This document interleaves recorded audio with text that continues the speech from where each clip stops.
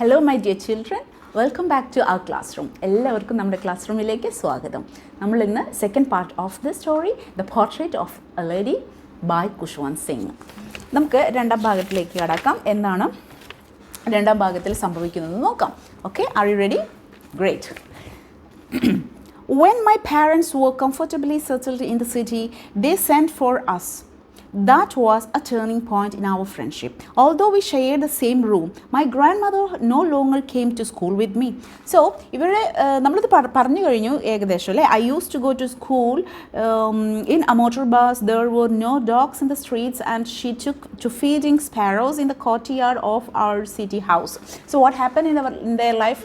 അവർ സിറ്റിയിലേക്ക് വന്നപ്പോഴത്തേക്കും പയ്യെ അവരുടെ ഒരു സെപ്പറേഷൻ ആവാൻ തുടങ്ങി. ഫസ്റ്റ് ഓഫ് ഓൾ ഈ കുട്ടി പിന്നെ ഗ്രാൻഡ് മദറിൻ്റെ കൂടെ അല്ല ഇനി മുതൽ സ്കൂളിലേക്ക് പോകുന്നത്. രണ്ടാമത്തെ കാര്യം എന്ന് പറഞ്ഞാൽ ഗ്രാൻഡ് മദറിന് അധികം ഒന്നും കുട്ടിയുടെ അടുത്ത് ചെയ്ത് കൊടുക്കാനുമില്ല.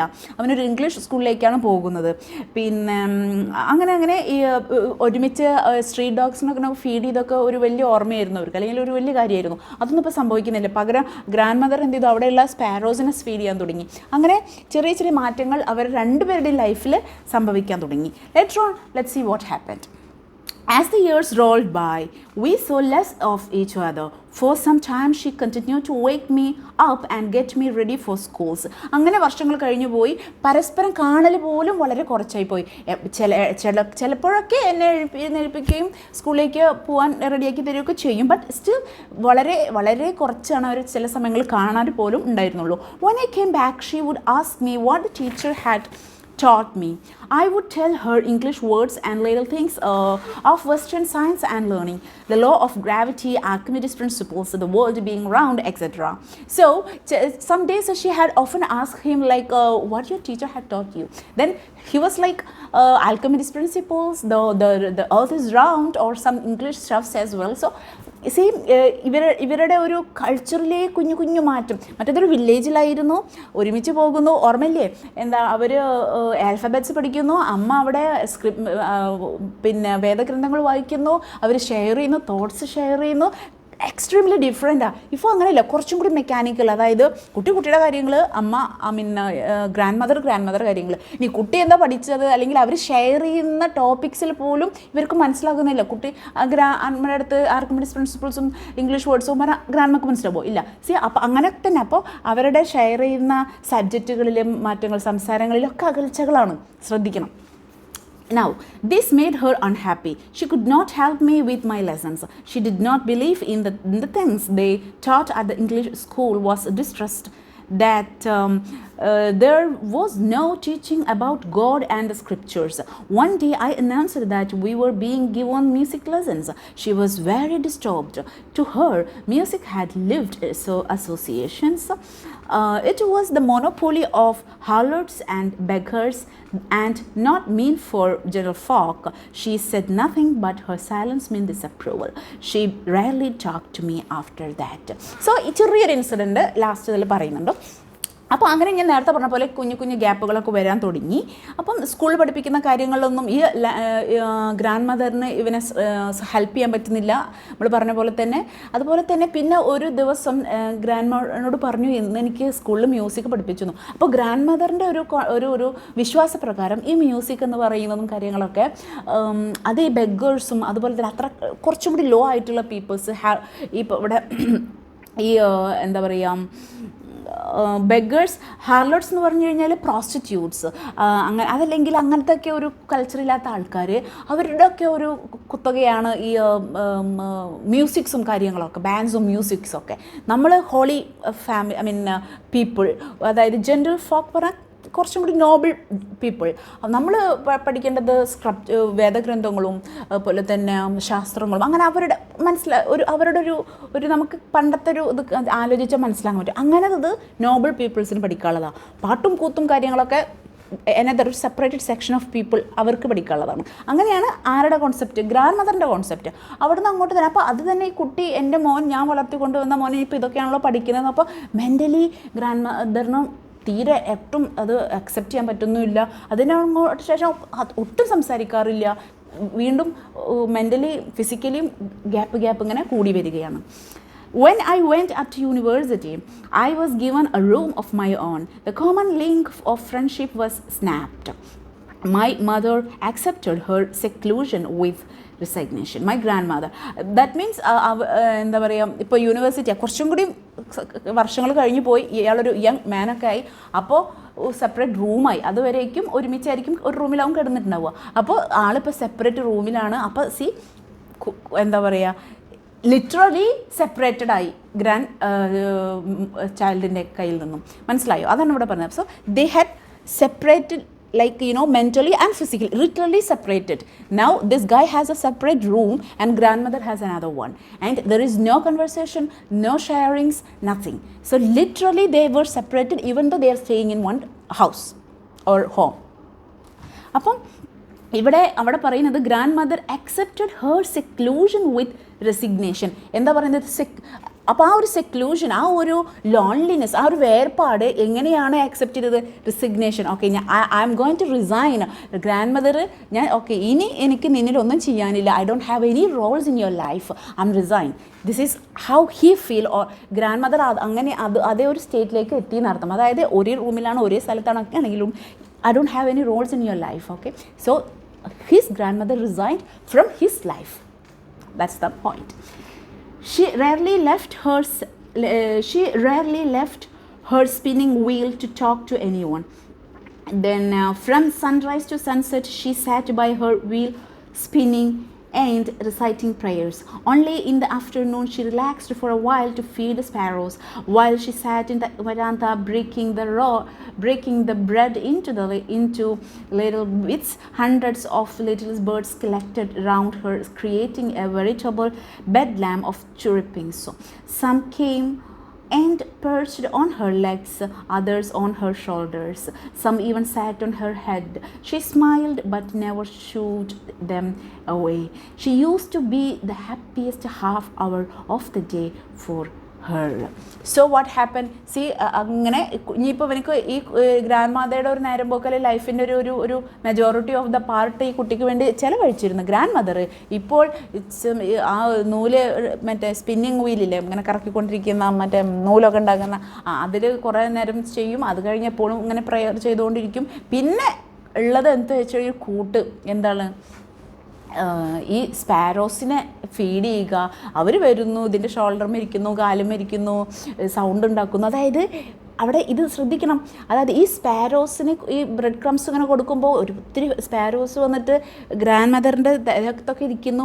അവർ ഷിർപ്പിങ്, അവരിങ്ങനെ കിടക്കിട സൗണ്ട് ഉണ്ടാക്കുന്നു. അപ്പോൾ now the grandmother is communicating with the sparrows. അപ്പം see, grandmother still busy, like ആ കുഞ്ഞു കുട്ടിയെ നോക്കിയതുപോലെ ഇപ്പോൾ സ്പാരോസിനെയാണ് നോക്കുന്നത്. അപ്പോൾ അവർ തമ്മിൽ കമ്മ്യൂണിക്കേഷൻ ഉണ്ട്, സ്പാരോസും ഗ്രാൻഡ് മദറും കമ്മ്യൂണിക്കേഷൻ ഉണ്ട്. അവർ വന്നിരിക്കുന്നു.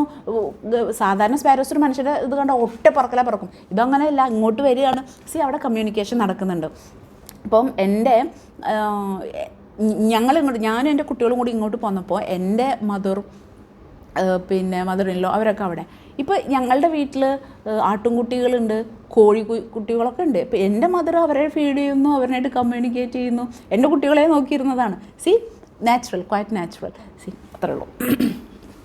ഇനി when I decided to go abroad for further studies, I was sure my grandmother would be upset. I wouldn't be away for 5 years. Wait. Yes. We are in the correct.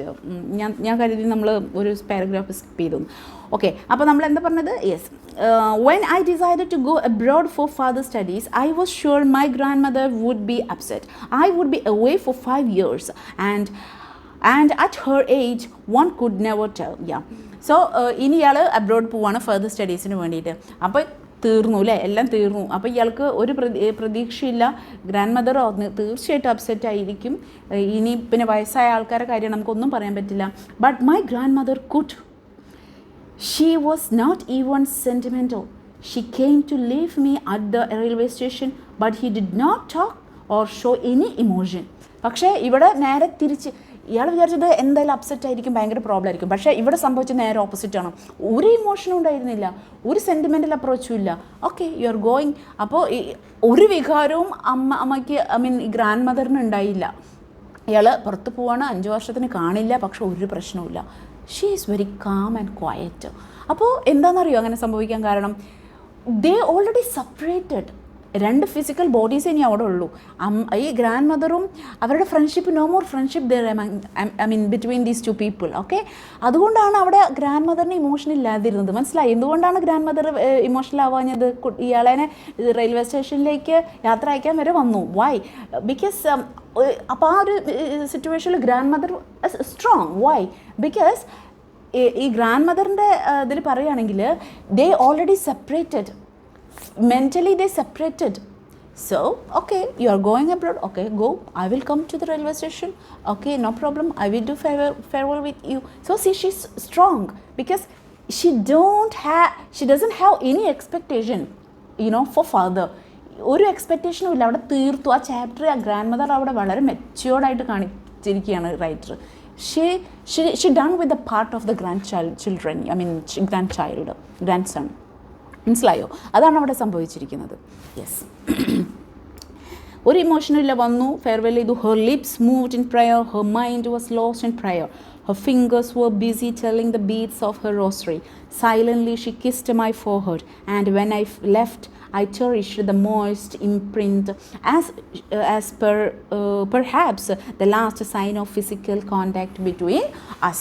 അപ്പോൾ ഈ grand mother ഇങ്ങനെ മന്ത്രം ഉരുവിട്ടുകൊണ്ടേയിരുന്നു, prayer ചെയ്തിരുന്നു, പോയി യാത്ര വെച്ച് ഫോർഹെഡിലൊരു ഉമ്മൊക്കെ കൊടുത്തു. അപ്പോൾ ഇയാൾക്ക് തോന്നി ഇതെൻ്റെ ലാസ്റ്റത്തെ അമ്മേനെ ഇനി കാണുമോ എന്നറിയില്ല.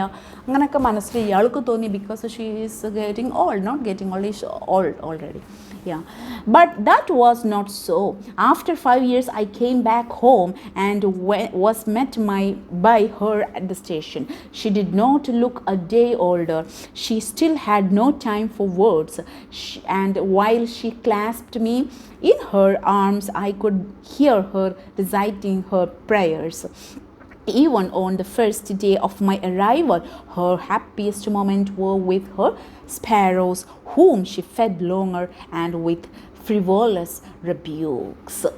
So, ഇയാളെന്താ വിചാരിച്ചത്? പോകുമ്പോൾ ഇനി അമ്മേനെ കാണാൻ പറ്റില്ല എന്നൊക്കെ വിചാരിച്ചു. പക്ഷേ 5 വർഷത്തിന് ശേഷം തിരിച്ചു വന്നപ്പോഴും ഒരു മാറ്റവും ഇയാൾക്ക് ഫീൽ ചെയ്തിട്ടില്ല. ഞാൻ 5 വർഷം മുന്നേ കണ്ട അതേ ഗ്രാൻഡ് മദർ, അതേ കാര്യങ്ങൾ, അതേ റൊട്ടീൻസ്. ആ തിരിച്ചു വരുന്ന ആ ദിവസം ഈ ഗ്രാൻഡ് മദർ ഏറ്റവും ഹാപ്പി ആയിട്ടുണ്ടായിരിക്കുന്നതും ഈ സ്പാരോസിനെ ഫീഡ് ചെയ്യുമ്പോഴാണ്. അതായത് എൻ്റെ ചെറുമകൻ തിരിച്ചു വരികയാണല്ലോ എന്ന് കരുതി അന്ന് ഒരു പ്രത്യേക സന്തോഷമോ ഒരു പ്രത്യേക വികാരമോ ഒന്നുമില്ല. ഒരു ഗ്രാൻഡ് മദറിനെ സംബന്ധിച്ചിടത്തോളം ഒരു നോർമൽ ഡേ ആയിരുന്നു. ഓക്കെ, മാത്രമല്ല ഗ്രാൻഡ് മദർ ഏറ്റവും ചെറിഷ് ചെയ്യുന്നത് അവരവരുടെ സ്പാരോസിൻ്റെ കൂടെ ഇരിക്കുമ്പോഴാണ്.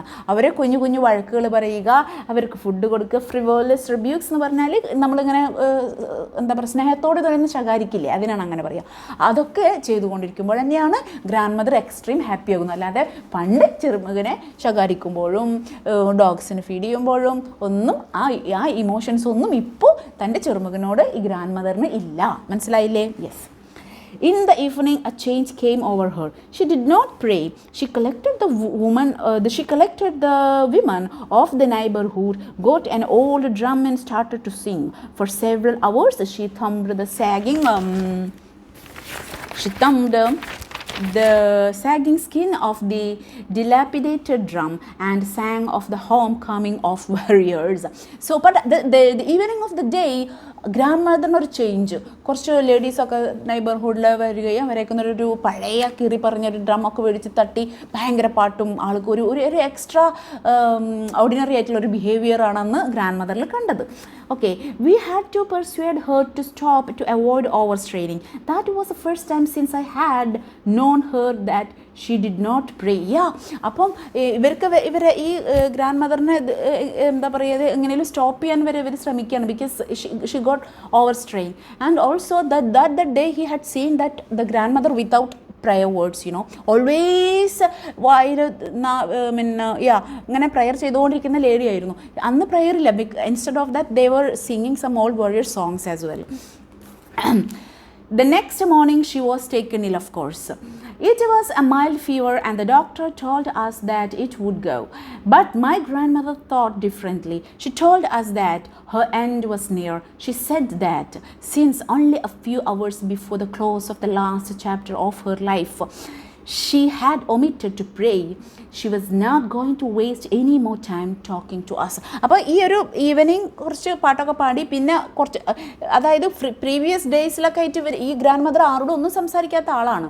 അന്ന് തിരിച്ചു വരുമ്പോൾ കെട്ടിപ്പിടിച്ചു എന്നല്ലാതെ ഒരു സംസാരവും കാര്യങ്ങളൊന്നും ഇല്ല. അപ്പോൾ അങ്ങനെയുള്ള ആൾ സംസാരിച്ചു. അപ്പോൾ ഡോക്ടർ പറഞ്ഞ ഒരു പനിയാണ് പൊയ്ക്കോളും. പക്ഷേ ഗ്രാൻഡ് മദർ പറഞ്ഞില്ല, I was about to die, എൻ്റെ സമയം അടുത്തിരിക്കുന്നു എന്നൊക്കെ പറഞ്ഞ ആൾ she's prepared and praying. Omitted pray. She was not going to waste any more time talking to us. We protested, but she ignored our protests. She lay peacefully in bed praying and telling her beads. Even before we could suspect, her lips stopped moving and the rosary fell from her lifeless fingers. A peaceful pallor spread on her face and we knew that she was dead. അങ്ങനെ she is ready to, I mean she is waiting for the death. She is ready to get that means അവരവരുടെ ബെഡിൽ കിടക്കുകയാണ്. അതായത് ഒക്കെ some people, ഞാൻ സ്റ്റോറിയിൽ മാത്രമല്ല കേട്ടിട്ടുണ്ട്, പല ഉമ്മമാരൊക്കെ പറഞ്ഞു കേട്ടിട്ടൊക്കെ ഉണ്ട്. ചില ആൾക്കാർ അങ്ങനെ അവർക്ക് അറിയാൻ പറ്റുമെന്നാണ് പറയുന്നത്. അപ്പോൾ അവർ റെഡിയാണ്, ആ മരണത്തെ ഇങ്ങോട്ട് കൈവരിക്കാൻ അവർ റെഡി കിടക്കുകയാണ്, മന്ത്രം ജപിച്ചുകൊണ്ടിരിക്കുന്നു, ready to receive the death. And അങ്ങനെ ഇവരെ കുറേ എതിർക്കൊക്കെ ചെയ്തു, ബട്ട് നോ നത്തിങ്. ദെൻ അങ്ങനെ ആ റോസറി കയ്യിൽ നിന്നും താഴോട്ട് വീഴുന്നു. അമ്മ, ഐ മീൻ ഗ്രാൻഡ് മദർ മരണപ്പെടുന്നു. We lifted her off the bed and, as in customary, laid her on the ground and covered her with a red shroud. After a few hours of mourning, we left her alone to make arrangements for her funeral. In the evening, we went to her room with a crude stretcher to take her to be cremated. The sun was setting and had lit her room and veranda with blaze of golden light. We stopped halfway in the courtyard, all over the veranda and in her room, right up to where she lay dead and stiff wrapped in the red shroud. Thousands of sparrows sat scattered on the floor. So ഇവരുടെ ആചാരപ്രകാരം അമ്മേനെ ആചാരങ്ങളെല്ലാം ചെയ്യാണ്. അതിനുശേഷം കുറച്ച് നേരം ഒരു morning ഒക്കെ കഴിഞ്ഞതിന് ശേഷം അവരെന്ത് ചെയ്തു, യെസ് ക്രിമാറ്ററി പ്രിപ്പറേഷന് വേണ്ടി എടുക്കുന്നു. അങ്ങനെ അവരവരുടെ way to the crematory they had stopped and they're startled. Why? Because they can see thousands of sparrows spattered on the ground where the grandma were feeding the sparrows and the dead body had been there, you know. Full area mottham sparrows aanu, thousands of sparrows there. അവർ നിർത്തി, അവർ കണ്ടു, they were startled, they were shocked. Then there was no chirping. See, normally sparrows ഇങ്ങനെ ചെറുപ്പ് ചെയ്തിട്ട് അങ്ങനെ ഫുഡൊക്കെ എടുത്ത് കഴിക്കില്ലേ. Complete quiet, silently. Imagine. We felt sorry for the birds and my mother fetched some bread for them. She broke it into little crumbs the way my grandmother used to do and threw it to them. The sparrows took no notice of the bread.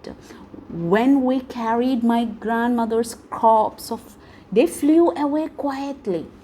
അപ്പം ഇവൻ്റെ അമ്മയ്ക്ക് ഇത് കണ്ടിട്ട് അമ്മ കുറച്ച് ബ്രെഡൊക്കെ എടുത്തിട്ട് crumbs ആക്കിയിട്ട് അതിനിട്ട് കൊടുത്തു. ഒരു സ്പാരോ പോലും അത് എന്തായിട്ട് കൊടുക്കുന്നതെന്ന് പോലും നോക്കിയില്ല എന്നാണ് പറയുന്നത്. ഒരു റിയാക്ഷൻ ഉണ്ടായില്ല. ഇത്രയും thousands of sparrows were with around the crops. അങ്ങനെ ഇവർ ഈ ക്രോപ്സ് എടുത്തു. അവിടുന്ന് പോയപ്പോഴത്തേക്കും എല്ലാ സ്പാരോസും ഒരു സൗണ്ട് പോലും ഉണ്ടാക്കാതെ ഫ്ലൂ അവേ, പറന്നുപോയി. Next morning the sweeper swept the breadcrumbs into the dustbin. That means അതായത് അമ്മ ഇട്ട് കൊടുത്ത dustbin, I mean bread crumbs ഒന്നും ഈ സ്പാരോസ് കഴിച്ചില്ല. സ്വീപ്പർ അത് ഡസ്റ്റ്ബിനിലേക്ക് സ്വീപ്പ് ചെയ്തിട്ടു. അപ്പം ഇത്രേ ഉള്ളൂ, വളരെ സിമ്പിളാണ്. ലെസൺ കഴിഞ്ഞു. അപ്പോൾ ഇവിടെ എന്താണ് ലാസ്റ്റ്, എന്താ അവിടെ നല്ല രസകരമായിട്ടുണ്ടായി. അതായത് കുഞ്ഞിനെ നോക്കിയിരുന്ന, കുഞ്ഞുമോനെ നോക്കിയിരുന്ന അമ്മമ്മ, ഗ്രാൻഡ് മദർ, പിന്നെ അതൊന്നും ആരുടെയും തെറ്റല്ല, ലൈഫിൻ്റെ സർക്കിളിൻ്റെ ഒരു ഭാഗമാണ്. അവന് വളരണം, പോകണം ഒക്കെ ചെയ്യണ്ടേ. അപ്പോൾ അതങ്ങനെ പോയി. അപ്പോൾ അവിടെ അമ്മമ്മയും കുട്ടിയും കൂടി ഒരു ഗ്യാപ്പ് വന്നു, ഈ ഗ്രാൻഡ് മദറും കുട്ടിയും കൂടി ഒരു ഗ്യാപ്പ് വന്നു. പക്ഷേ ഗ്രാൻഡ് മദർ നാച്ചുറലി ഞാൻ നേരത്തെ പറഞ്ഞ പോലെ അവർ ഇവിടെ സ്പാരോ, ചില ഗ്രാൻഡ് മദേഴ്സ് ആടിനെ നോക്കും, കോഴീനെ നോക്കും, അല്ലേ, വാട്ട് എവർ അവർ ദർ ബിസി. അങ്ങനെ ലാസ്റ്റ് അമ്മ പോയപ്പോഴത്തേക്കും ആ ഫീഡ് ചെയ്ത സ്പാരോസ് അത് നല്ല dramatically, I love it, you know. അവരൊക്കെ തിരിച്ചു വന്നു, അത്രയും സ്പാരോസ് വന്ന് മിണ്ടാതെ ഇരിക്കുക. എന്നിട്ട് അമ്മ ഈ ഡെഡ് ബോഡി എടുത്തപ്പോഴത്തേക്കും എല്ലാം നിശബ്ദരായി പറന്നുപോയി. ഒരു ബ്രെഡ് ക്രംസ് പോലും അവരെടുത്തില്ല, അതായത് ഫുഡ് കഴിക്കുകയോ ശബ്ദമുണ്ടാക്കുകയോ ഒന്നും ചെയ്തില്ല. അങ്ങനെ dramatically ending, I love it, you know. അപ്പോൾ ഒരു നമ്മളുടെ ഒരു നേച്ചറാണിത് ഇവിടെ കാണിക്കുന്നത്, മനുഷ്യൻ്റെയും പ്രകൃതിയുടെയും ഒക്കെ. അതങ്ങനെയാണ് അല്ലേ, എല്ലാ കാര്യത്തിലും അങ്ങനെ തന്നെയാണ്. അപ്പോൾ ഇത്രയേ ഉള്ളൂ, വളരെ ക്യൂട്ടായിട്ടുള്ളൊരു ചാപ്റ്ററാണ്. എല്ലാവരും നന്നായി വായിക്കുക. ഒരുപാട് പിന്നെ ഒരുപാടല്ല, ഒരു 3 പ്രാവശ്യമെങ്കിലും മിനിമം നിങ്ങൾ വായിക്കണം കേട്ടോ. എന്നിട്ട് എഴുതണം, അത് നിർബന്ധമാണ്. ബാക്കി കഴിഞ്ഞിട്ട് നിങ്ങൾ എന്താ ചെയ്തോ, ഓക്കെ. അപ്പോൾ ഈ ലെസൺ നിങ്ങൾക്ക് ഇഷ്ടമായി വിചാരിക്കുന്നു. അപ്പോൾ നമ്മുടെ ഫസ്റ്റ് ചാപ്റ്ററാണ്. അപ്പോൾ നിങ്ങൾ ചെയ്യേണ്ടത്, വായിച്ചതിനൊക്കെ ശേഷം നിങ്ങൾക്ക് എടുക്കുന്ന രീതി മനസ്സിലായിട്ടുണ്ടോ, ചാപ്റ്റർ മനസ്സിലാവുന്നുണ്ടോ, ഇതെല്ലാം എന്നെ അറിയിക്കണം, കമൻറ്റ് ചെയ്ത് അറിയിക്കാം, ഇമെയിൽ ചെയ്യാം, അവർ classroom@gmail.com. ഇതിലേക്ക് നിങ്ങൾക്ക് ഇമെയിൽ അയക്കാം, അതല്ലെങ്കിൽ കമൻറ്റ് ചെയ്യാം, ഓക്കെ. ഇനി എങ്ങനെ മാറ്റങ്ങൾ വരുത്തണം, കൂടുതൽ സ്പീഡ് കുറയ്ക്കണോ കൂട്ടണോ, ഒത്തിരി കാര്യങ്ങൾ നിങ്ങൾക്ക് പറയാനുണ്ടാവും. അതെല്ലാം പറയുക, എല്ലാം നമ്മൾ പോസിറ്റീവായിട്ട് എടുക്കുകയുള്ളൂ. അത് നിങ്ങളുടെ feedback is very important for me, okay. So see you on next video. Stay tune with me and don't forget to introduce your friends our classroom. Bye bye.